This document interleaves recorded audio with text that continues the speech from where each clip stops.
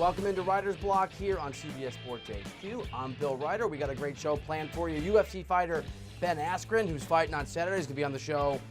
Giants fans everywhere are crushed because Eli Manning's coming back. We'll go inside the numbers on why that is. We'll do a deep dive starting in just a moment on an interesting NBA trend. It all starts right now from New York City.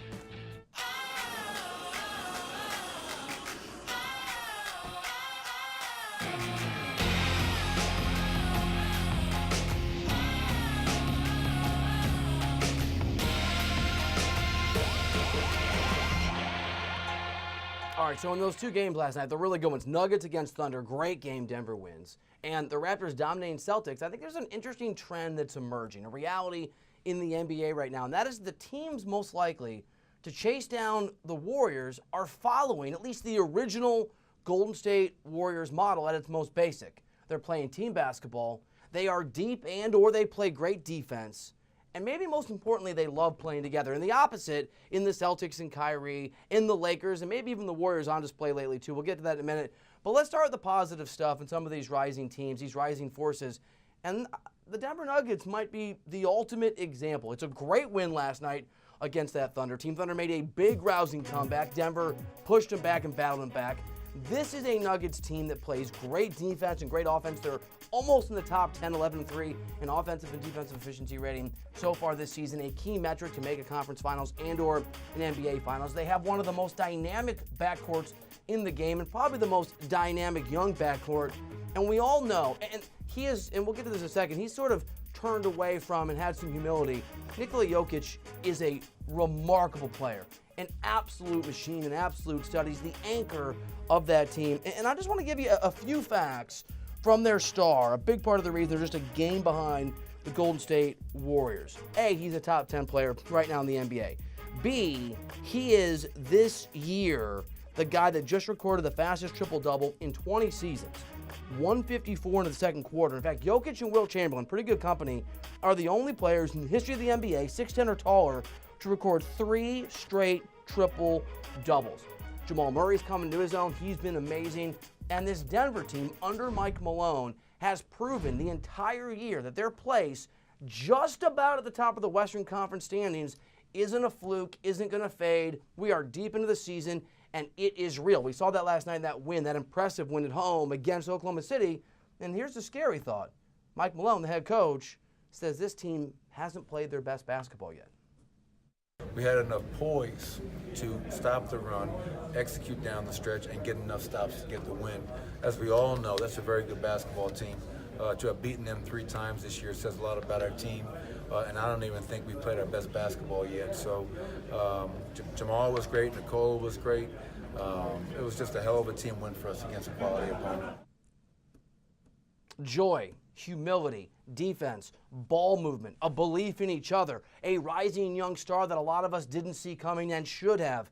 It's the model the Warriors used several years ago. And a similar model is playing out with the Raptors. That was the early game. We saw that in their utter domination of the Celtics. Yes, they have a superstar in Kawhi Leonard, and yes, he forced his way out of the Spurs, but his arrival has transformed this team. They are incredible defensively, they're really, really good offensively, and there is selflessness on display rather than selfishness from critical players. Kyle Lowry, with DeMar DeRozan gone now, is maybe the most important member of the Raptors in its history, and he's taken a step back this year. 9.2 assists per game, 2 more than any other point in his career. He's made his impact on the floor, not about getting his and getting buckets, but making the guys around him better. It's a deep team, and that depth includes in Siakam, a really, really good young player. He dropped 25 against Boston last night. He's averaging 16 and 7 this year. He is a big-time up-and-coming player. Let me just read. I actually look down at a list here to remember all the guys on this Raptors team. They are incredibly deep. Ibaka, Gasol, Van Fleet, Danny Green. I know I'm forgetting people. They're a couple games behind the Bucks. I know the Bucks have Giannis, but they are the real deal in large part because of the arrival of Kawhi Leonard and this sense of unity. First-year head coach Nick Nurse. Remember when Steve Kerr arrived in Golden State? It was kind of a new-look team that had had some success and went to another level. Same sort of thing is playing out right now with the Raptors. And I know a lot of you, and I'm guilty of this sometimes too, don't have the Pacers on your radar since Victor Oladipo went down. It's a mistake. No star player, not really on that team since Oladipo, friend of the show, been on the show several times, went down to injury. And yet the Pacers haven't been good. They've been great. They're 8-2 so far in February. They have the third best defense over that stretch. They're still in the top 3 in the Eastern Conference. I certainly thought they were going to fade. And they've done it with defense. They've done it without Oladipo. And they've done it by having a plethora of guys who can step in and make a difference. Maybe the biggest surprise of the year has been Domantas Sabonis, 15-9, stepping up with Oladipo going down. Bogdanovic for the Pacers scored 70 points per game. Miles Turner is averaging, 2.74, somewhere in that range, blocks per game. Again, not a sexy team, not a team that's filled with big-time superstars like Kyrie Irving, talk about the earth being flat, or even LeBron James throwing his guys under the bus. Just a hard-working basketball team that likes playing together. And I want to include the Thunder in this conversation. I know they lost last night. I know they were down by a lot early. They cut to 2 and lost by whatever it was, 8 or 9.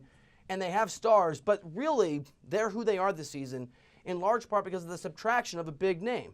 Melo's gone, and Paul George, to the shock of many, made the decision to stay in a small market in Oklahoma City because why?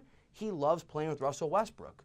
And that combination, that tandem, that pairing has the Thunder playing the best defense most nights of any team in the NBA. They have 2 guys who are remarkable offensive weapons. And we've seen in George and Westbrook, and you can see the stats there, their ability often to go out there and have big nights at the same time. That never happened with Westbrook and KD, or at least rarely. It was his night or the other guy's night. We've seen so many triple-doubles when they've both accomplished it. We've seen nights where Russ is doing 25, 14, and 14, and Paul George is dropping almost 40 points or sometimes 40 points.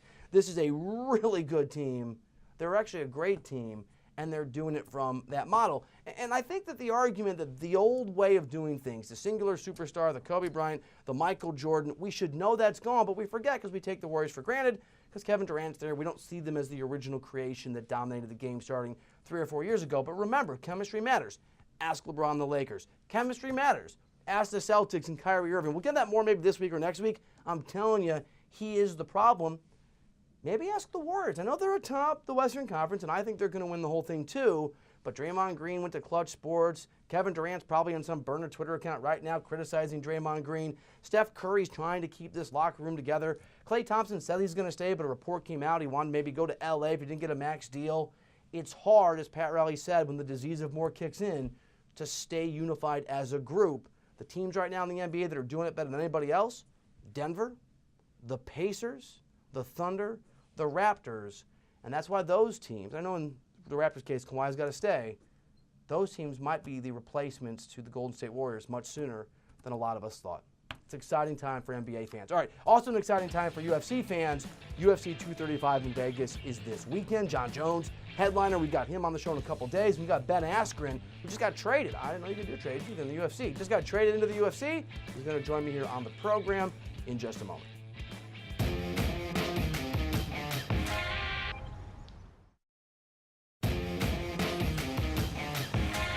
All right, welcome back into the show from New York City. Saturday, UFC 235 in Las Vegas. Really excited about Ben Askren. Just got traded into the UFC, which is unusual. Incredible ground game.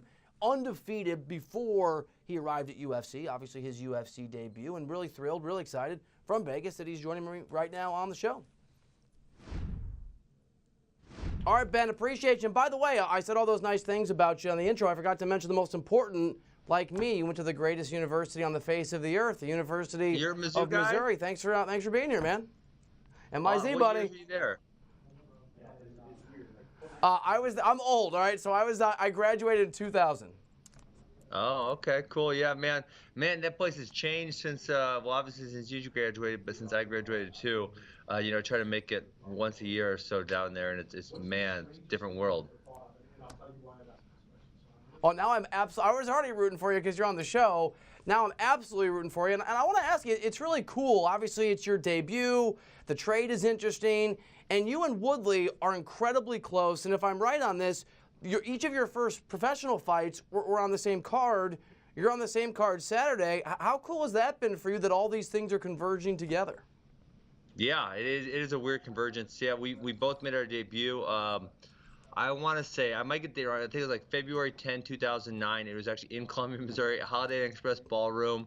Obviously, we were both victorious in fairly short order, and now all these years later, roughly 10 years later, we are fighting again together. Obviously, on a much, much, much grander stage. One of my closest friends works at that Holiday Inn Express, so I love it. I want to, before we get to the fight, this is amazing to me. You said that you wanted to fight Darren Till because he's, quote, annoying. How satisfying was it that your buddy, Woodley, wiped the floor with him? Oh, that was fantastic. I mean, I helped Tyron prepare for that fight. I couldn't go to that fight because my brother actually got married on the same day, so I actually skipped out of the wedding reception to. It was kind of he did a destination when I skipped out of the wedding reception to go get Wi-Fi and watch Tyron's fight. So it was awesome. He really put on a great performance from the knockdown to the ground and pound to the finish. It was just, really a thorough beating all the way through. All right, so Ben, obviously it's your UFC debut. It's a few days away. In every career, there are these milestones, these steps. For you, how big is this moment? What does it feel like as you get ready for that debut? I'm excited, but I feel like in fighting, every fighter is only as good as his last fight, and so if you do great in your last fight, they think, oh, you're amazing. If you get your butt kicked, they think, oh, that guy sucks. And then listen, you can turn it around the next fight. If your next fight's great, they'll think you're great again. And so the thing in fighting is that every single one's important. So the reason that this is happening in part is the UFC traded you and Demetrius Johnson. You were traded to the UFC. Did you even know that trades were possible, and how'd you get the news? No one knew that trades were possible, right? They didn't exist. They haven't existed since then. I'm the one and only. One championship actually called me and said, "Hey, what if you got traded?" I said, sure, I don't care. It's like, if that's really a thing. And well, sure enough, it became a thing. I got traded. I'm part of history. And I got traded for a pretty darn good fighter. So all in all, I thought it was awesome. Did anybody at Dana or anyone at the UFC afterwards, like a draft pick, call you and say, hey, man, this is why we did this? Yeah, I had talks with Hunter Campbell, who's general counsel at the UFC. He's pretty high up.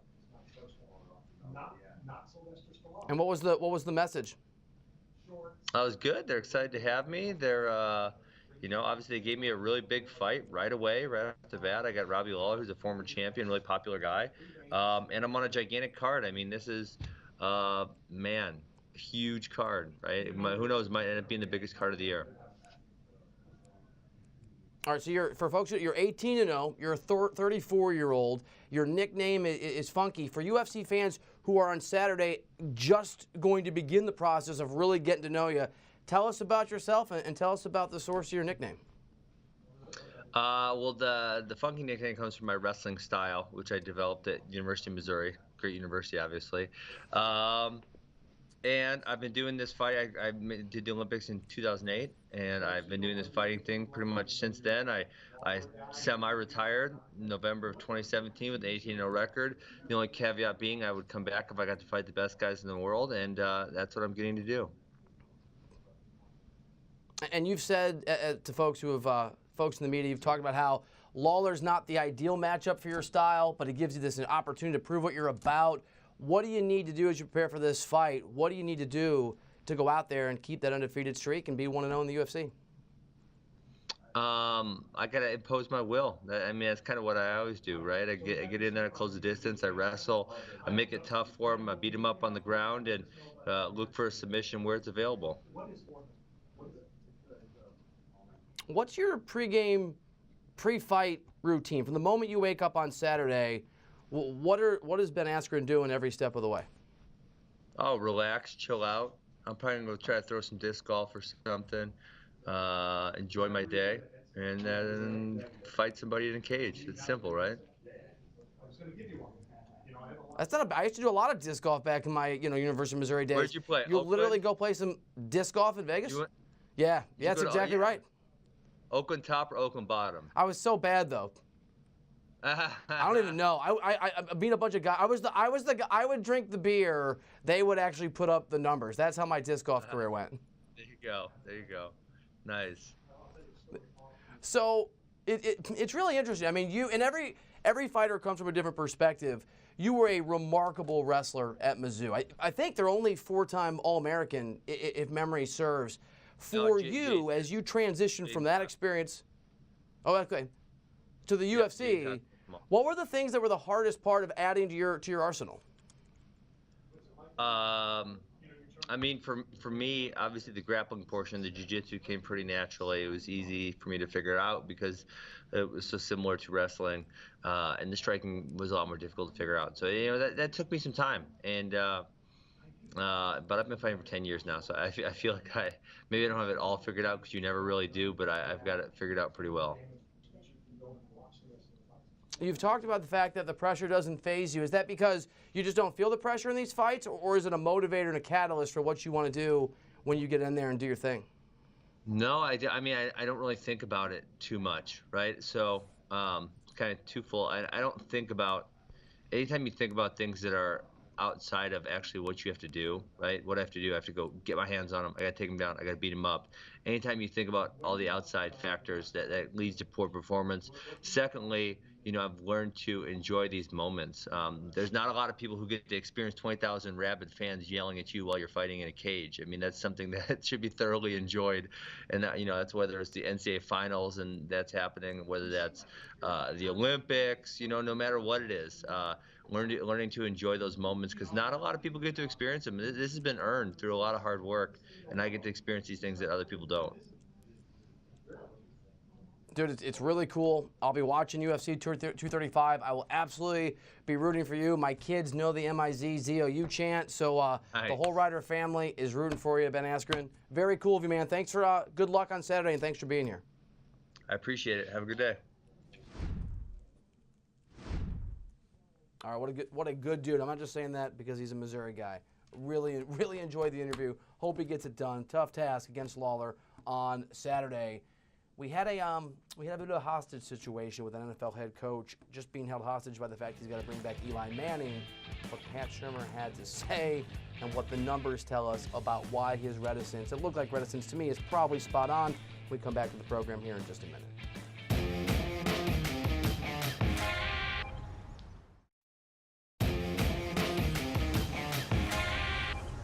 Well, I think Eli can help us win games, and he proved when we started, the players around him started playing better, that he can play at a very high level and help us win games. So, yeah, at this point, I want Eli back. He's back.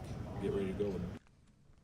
I mean, have you ever seen a head coach look more like in a hostage situation? I love Eli Manning. All we were missing was Pat Shurmur doing one of these things right here. Please send help. I'm in so much trouble. Why does he feel that way? At least I think he feels that way because he's got to pretend that he wants Eli Manning to be his QB for this upcoming season. And to make the case, we're going to go inside the numbers on Eli's excellence. We'll start, unfortunately, Giants fans, for number 47. A lot of these are unfortunate. Last season, Eli Manning was sacked 47 times. 47 times. 4-7. That is the most he has ever been sacked in a season by a whopping 8 sacks. Yes, the Giants have serious offensive line problems, but it's not like Eli was helping matters. How about a 358? Being the 6th most sacked quarterback in the NFL last season, Eli and his team also lost 358 yards due to sacks. That's a little over 22 yards per game. It's basically one Saquon Barkley breakout run a game negated because Eli was unable to escape pressure. Next up, sorry Giants fans, 7.5 isn't 7.5. The Giants' offense was ruined by Eli being sacked and not being able to move. In fact, 7.5% of the plays for Eli Manning ended in him being sacked. About 1 out of every 11 dropbacks. Eli is getting on his back. Not exactly the Kansas City Chiefs offense. How about 24? In Week 5, Odell Beckham Jr. threw a touchdown pass to Saquon Barkley. Remember that? Pretty cool. In a game against the Panthers. At the time of the game, Eli had not thrown a pass that traveled 24 yards in the air since Week 5 of the 2017 season. Oof, 37 is next up. There are some reasons the Giants are bringing the guy back despite his legs not working anymore. Eli is 9th on the all-time game-winning drives list with 37. Drew Brees, Tom Brady, and Ben Roethlisberger are the only active quarterbacks with more. I am an Eli fan, just that's more in the past tense. How about the number 9? Eli was also 9th in passing last year in the NFL with just shy of 4,300 yards, 4,299. He also threw only 11 interceptions, but also did that in a year where no quarterback threw 20. Manning also threw for 21 touchdowns, which was tied for 7th in the league with guys like Stafford, Dalton, and Wentz, but Wentz missed a big chunk of the season. Finally, 7. Eli is also the seventh on the all-time passing list with 55,981 yards. And yes, those 2 Super Bowl MVPs will never go away. I just wish for his own sake and the Giants' sake that Eli Manning would. And I am an Eli Manning supporter, but it is what it is. All right, so before we sign off, and we talked about the very cool things the Nuggets and the Thunder they're doing as a team, basketball, but some drama that's been a little weird. Last night, Russell Westbrook had a moment on the side near those front court seats you see people sit in that are very expensive, where a young fan standing up, kind of, put his hand ever so gently. Not supposed to touch the players, I get it. And it became a thing. It became a moment. Westbrook goes over, talks to the dad, talks to the kid. What's the message? What did he say? Was it, hey, thanks for being here and fan of the NBA? Not exactly, and we know this because afterwards, after the moment, after the game, after the Thunder's loss, it was a great basketball game, Russell Westbrook was more than willing to talk about his view on what had happened. Just got to control your kids. It's that simple. You're responsible for his kid. Watch the game, sit there, have fun, enjoy it. For all the fans, though, it's too much leeway, man, for the fans to be able to touch the players and get away with it, and then we can't react. And there was some other drama, too. It wasn't just with the Thunder, with the Nuggets, too. Isaiah Thomas, recently back from injury, had let's call it what it is, and we'll show it to you, as an altercation with a fan.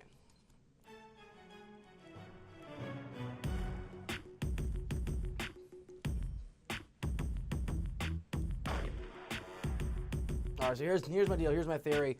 I actually called a few guys the other night before these things happened, just ask what's going on. We've seen a lot of this. Former NBA players I called, these temper tantrums or frustrations or legitimate grievances, and the answer was, in a social media world, people feel a lot more comfortable being aggressive, fans, and with all this money pouring into the NBA, these guys are making markedly more than people did even 5 or 6 years ago, and it's led to this toxic combination. I wouldn't want my kid to touch a player at a game, and I wouldn't want an NBA player to tell me how to be a father. Feels to me like maybe NBA players like Russell Westbrook need to chill a little bit when you're talking about an 8 or a 9-year-old kid. All right, thank you so much for hanging out here on the program. CBS Sports HQ continues to give you a little update for the next 30 minutes what's going on in the world of sports. And then Sportsline has you covered, and we're back tomorrow here on the show, Writer's Block, with me, Bill Reiter. Thank you for hanging out. See you tomorrow.